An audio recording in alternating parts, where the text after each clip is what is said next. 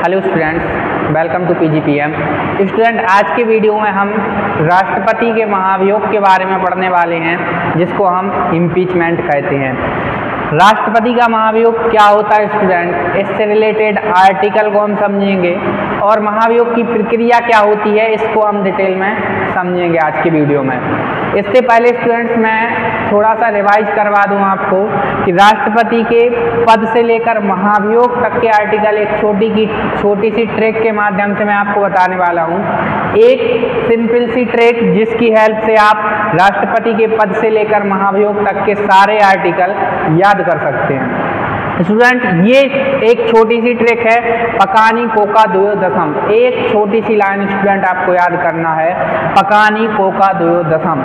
इस एक छोटी सी लाइन से स्टूडेंट आप राष्ट्रपति के पद से लेकर उसके महाभियोग तक के सारे आर्टिकल को सिंपली याद कर सकते हैं। वो कैसे, चलिए देखते हैं।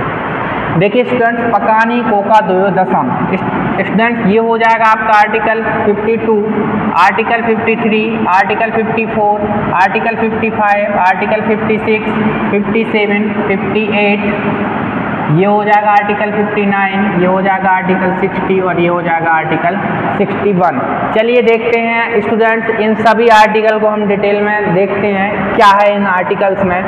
देखिए स्टूडेंट्स, पकानी कोका द्वयोदशम, इसमें सबसे पहले पा आ रहा है, मतलब स्टूडेंट्स आर्टिकल 52 के बारे में हम बात करेंगे। आर्टिकल 52 में स्टूडेंट्स राष्ट्रपति के पद के बारे में बताया गया है। भारत का एक राष्ट्रपति होगा, ये स्टूडेंट आर्टिकल 52 में हमें बताया गया है। इसके बाद स्टूडेंट आर्टिकल 53 है। स्टूडेंट का से हम याद रखेंगे कार्यपालिका, का से स्टूडेंट्स आपको याद रखना है कार्यपालिका। और आर्टिकल 53 में स्टूडेंट्स साफ साफ लिखा हुआ है कि जो राष्ट्रपति है वो कार्यपालिका की जो कार्यपालिका संबंधी जितनी भी शक्तियां हैं स्टूडेंट्स वो राष्ट्रपति में निहित होंगी, ये आर्टिकल 53 में बताया गया है। तो आर्टिकल 53 में स्टूडेंट्स कार्यपालिका की संपूर्ण शक्ति राष्ट्रपति में निहित होगी, ऐसा कहा गया है। इसके बाद स्टूडेंट्स बात कर लेते हैं आर्टिकल 54 की। देखिए स्टूडेंट्स, नी से हमें याद रखना है निर्वाचन, नी से याद रखना है स्टूडेंट्स निर्वाचन। तो राष्ट्रपति का निर्वाचन कैसे होता है, राष्ट्रपति के निर्वाचन से संबंधित जानकारी स्टूडेंट्स आर्टिकल 54 में बताया गया है राष्ट्रपति के निर्वाचन के बारे में। आगे स्टूडेंट्स बात करेंगे को से स्टूडेंट आप याद रखेंगे कोटा, को से याद रखना है स्टूडेंट्स कोटा। राष्ट्रपति का जो निर्वाचन है स्टूडेंट्स ये आर्टिकल 54 में है और राष्ट्रपति का कोटा स्टूडेंट्स आर्टिकल 55 में है।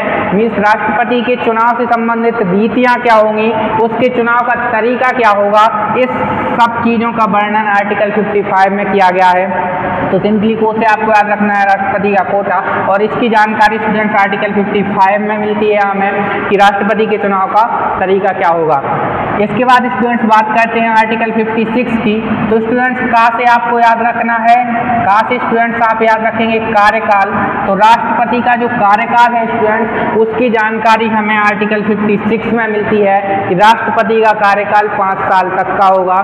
इसकी जानकारी स्टूडेंट्स हमें आर्टिकल 56 में मिलती है। तो का से स्टूडेंट्स याद रखना है कार्यकाल और आर्टिकल याद रखना है 56। इसके बाद स्टूडेंट्स बात कर लेते हैं आर्टिकल 57 की। स्टूडेंट्स देखिए दूसरे आपको याद रखना है स्टूडेंट्स दोबारा निर्वाचन, दोबारा निर्वाचन। तो क्या स्टूडेंट्स राष्ट्रपति का दोबारा निर्वाचन हो सकता है, मीन्स अगर कोई राष्ट्रपति एक बार अपने पद पर है तो क्या वो फिर से राष्ट्रपति बन सकता है, 5 साल के बाद अगली बार क्या हुआ फिर से राष्ट्रपति बन सकता है। तो इसकी जानकारी आर्टिकल 57 में मिलती है। तो जी हाँ स्टूडेंट्स, राष्ट्रपति का दोबारा निर्वाचन किया जा सकता है, भारतीय संविधान में इसका वर्णन है और आर्टिकल 57 इसके बारे में हमें बताता है। इसके बाद आर्टिकल 58 की बात करेंगे स्टूडेंट्स हम। आर्टिकल 58 के बारे में स्टूडेंट्स राष्ट्रपति की योग्यता के बारे में बताया गया है। यो से स्टूडेंट्स हमें याद रखना है योग्यता और आर्टिकल याद रखना है स्टूडेंट्स हमें 58। तो स्टूडेंट्स राष्ट्रपति की योग्यता के बारे में हमें बताया गया है आर्टिकल 58 कि राष्ट्रपति की योग्यताएं क्या क्या होंगी उसको पद को धारण करने के लिए। तो इन सब चीज़ों के बारे में आर्टिकल 58 में हमें बताया गया है। आगे बात कर लेते हैं स्टूडेंट्स आर्टिकल 59 की। तो दा से याद रखना है स्टूडेंट्स, दशाएं एक्चुअल में कंडीशंस क्या क्या होंगी राष्ट्रपति को उसके पद पर रहने के लिए।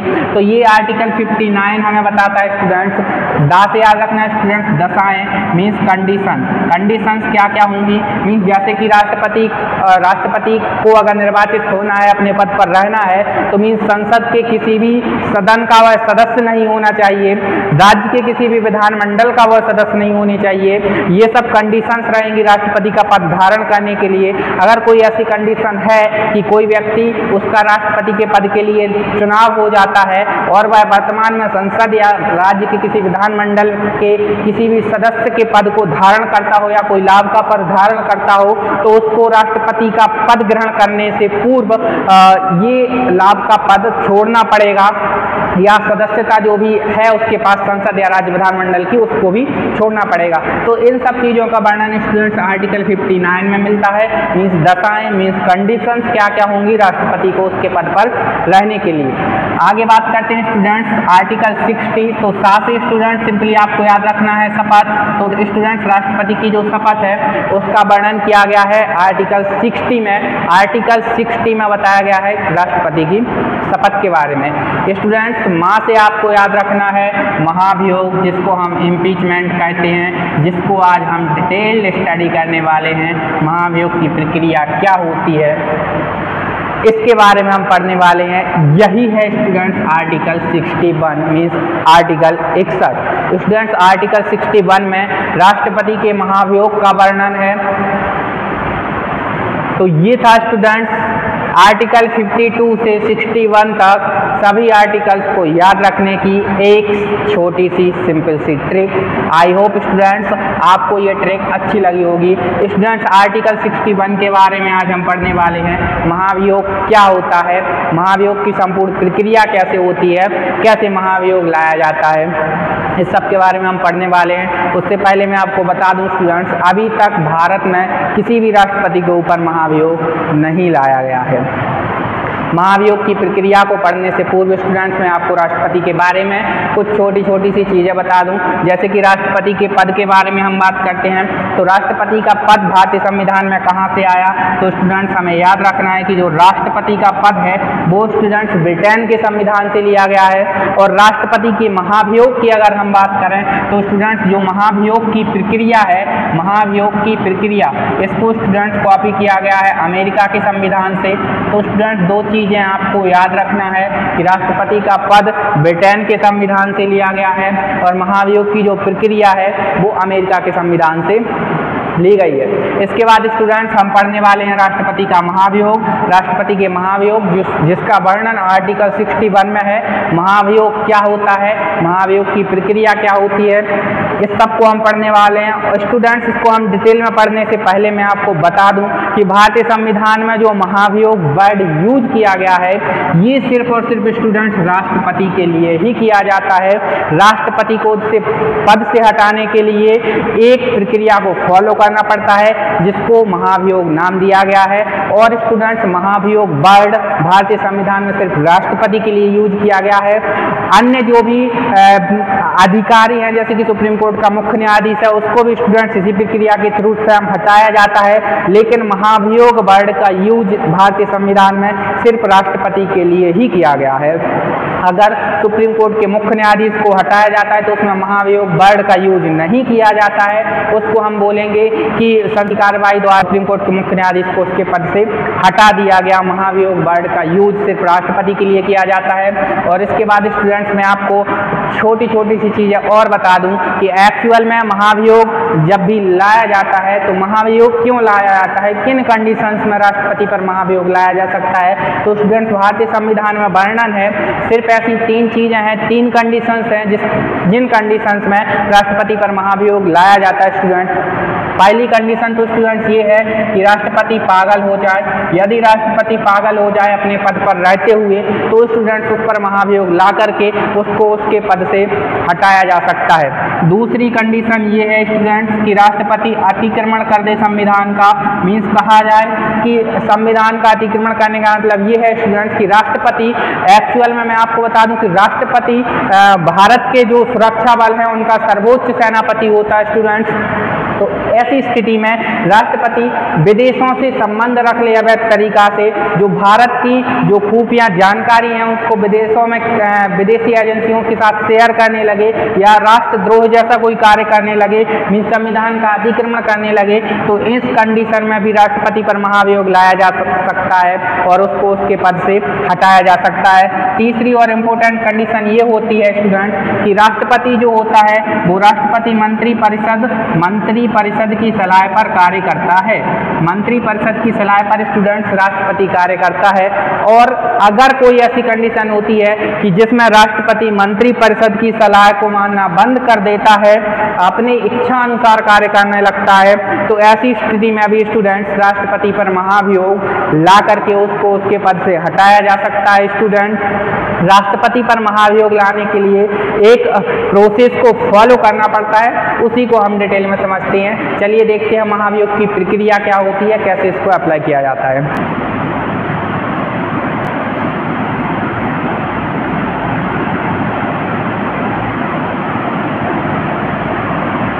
देखिए स्टूडेंट्स, महाभियोग स्टूडेंट्स किन कंडीशंस में राष्ट्रपति पर लाया जा सकता है इनको हम देख चुके हैं। एक्चुअल में राष्ट्रपति विदेशों के साथ अवैध संबंध रखना स्टार्ट कर दे, मीन्स जो जानकारियां हैं देश की वो कहीं बाहर शेयर करना शुरू कर दे, या राष्ट्रपति पागल हो जाए या मंत्री परिषद की सलाह के विरुद्ध कार्य करना शुरू कर दे, तो उस पर महाभियोग लाया जा सकता है और उसको उसके पद से हटाया जा सकता है। महाभियोग की प्रक्रिया क्या होती है स्टूडेंट्स, इसको हम समझते हैं। देखिए स्टूडेंट्स, अगर हम भारतीय के संसद की बात करें तो संसद में स्टूडेंट्स दो सदन होते हैं। संसद में स्टूडेंट्स दो सदन होते हैं, एक तो होता है लोकसभा और दूसरा होता है राज्यसभा। स्टूडेंट्स, वीडियो में आगे बढ़ने से पहले एक सिंपल सा क्वेश्चन आपके लिए, राष्ट्रपति एक सिंपल सा क्वेश्चन है जिसका आंसर आप कमेंट बॉक्स में दीजिएगा।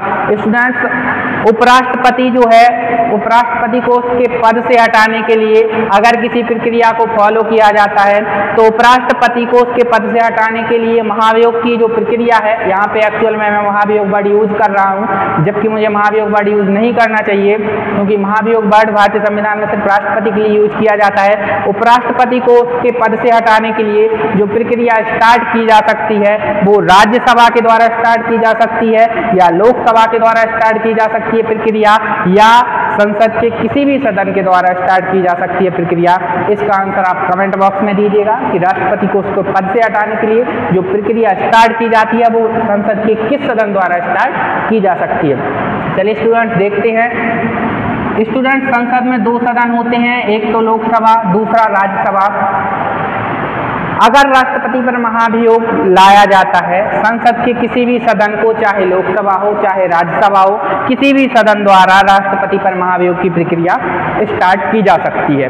अगर स्टूडेंट संसद के किसी भी सदन को या किसी भी सदन के सदस्यों को ऐसा लगता है कि राष्ट्रपति ठीक से कार्य नहीं कर रहा है, मंत्री परिषद की सलाह के विरुद्ध कार्य करता है, या राष्ट्रपति पागल हो चुका है, या फिर उनको ऐसा लगता है कि जो राष्ट्रपति है वो संविधान का अतिक्रमण कर रहा है, तो ऐसी स्थितियों में राष्ट्रपति पर महाभियोग की प्रक्रिया शुरुआत की जाती है प्रक्रिया की। अब प्रक्रिया स्टार्ट कैसे की जा सकती है स्टूडेंट्स, मान लेते हैं स्टूडेंट्स लोकसभा के कुछ सदस्यों को ऐसा लगता है कि राष्ट्रपति ठीक से कार्य नहीं कर रहा है, उस पर महाभियोग लाना चाहिए। तो स्टूडेंट्स, राष्ट्रपति पर महाभियोग की प्रक्रिया शुरू करने के लिए संसद के किसी भी एक सदन के 1/4 सदस्यों की सहमति आवश्यक है।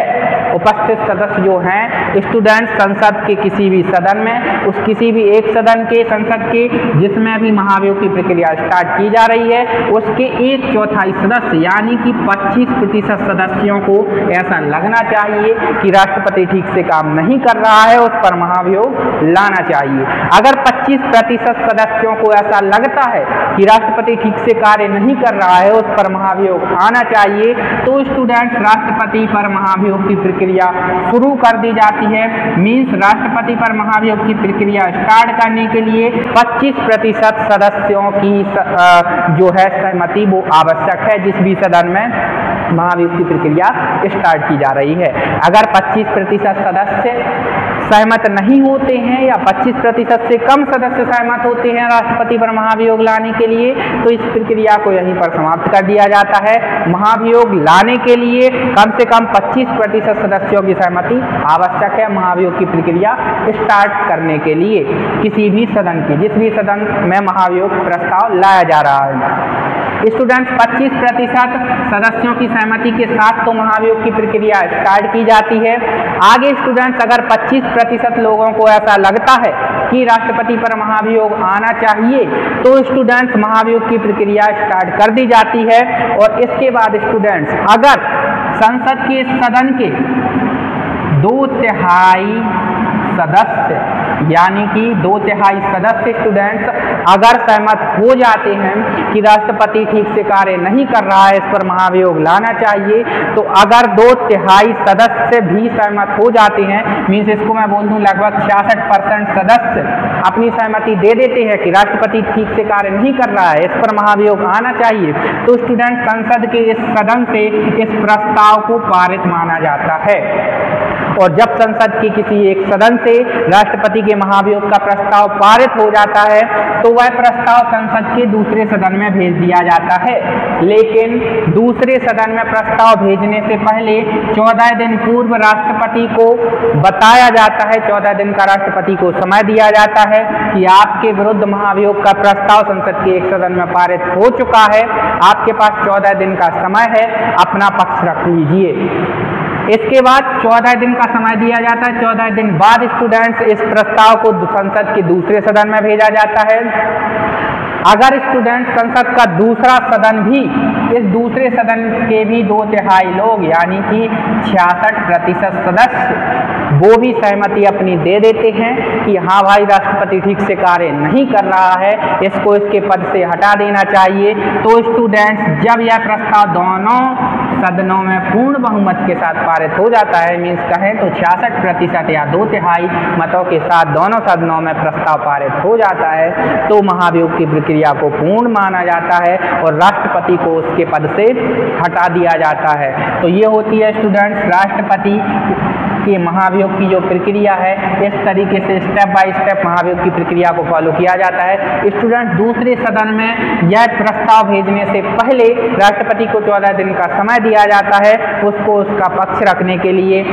अगर स्टूडेंट्स राष्ट्रपति अपना पक्ष रखता है दूसरे सदन में, और राष्ट्रपति जब अपना पक्ष रखता है स्टूडेंट्स, और अगर दूसरे सदन के लोगों को ऐसा लगता है कि राष्ट्रपति ने अपना पक्ष रखा और उसको उसके पद से नहीं हटाना चाहिए, तो स्टूडेंट्स अगर दूसरे सदन में यह प्रस्ताव पारित नहीं होता है, तो राष्ट्रपति के महाभियोग की प्रक्रिया को यहीं पर समाप्त कर दिया जाता है। महाभियोग प्रक्रिया तभी पूर्ण मानी जाती है जब दोनों सदन में 2/3 सदस्यों की सहमति मिल जाए, इसके बाद ही महाभियोग की प्रक्रिया को पूर्ण माना जाता है और उसके बाद ही राष्ट्रपति को उसके पद से हटाया जाता है। तो ये थी स्टूडेंट्स राष्ट्रपति के महाभियोग की प्रक्रिया, जिसका वर्णन आर्टिकल 61 में मिलता है। इसके साथ में 1-2 क्वेश्चन और आपको याद रखना है। राष्ट्रपति का जो पद है उसको ब्रिटेन के संविधान से लिया गया है, और महाभियोग की जो प्रक्रिया है, महाभियोग की जो प्रक्रिया है स्टूडेंट, इसको अमेरिका के संविधान से लिया गया है। ये बहुत ही इंपॉर्टेंट क्वेश्चन है। तो आई होप स्टूडेंट्स आपको समझ आया होगा कि एक्चुअल में महाभियोग क्या है, राष्ट्रपति की महाभियोग की प्रक्रिया क्या होती है, स्टेप बाय स्टेप इसको किस तरीके से फॉलो किया जाता है। और स्टूडेंट्स अगर वीडियो अच्छा लगा हो तो वीडियो को लाइक कीजिए, कमेंट कीजिए, चैनल को सब्सक्राइब जरूर कर लीजिएगा। Thank you very much. मिलते हैं किसी नए लेक्चर में किसी नए वीडियो के साथ, तब तक के लिए bye bye, take care, hope you like it, thank you very much.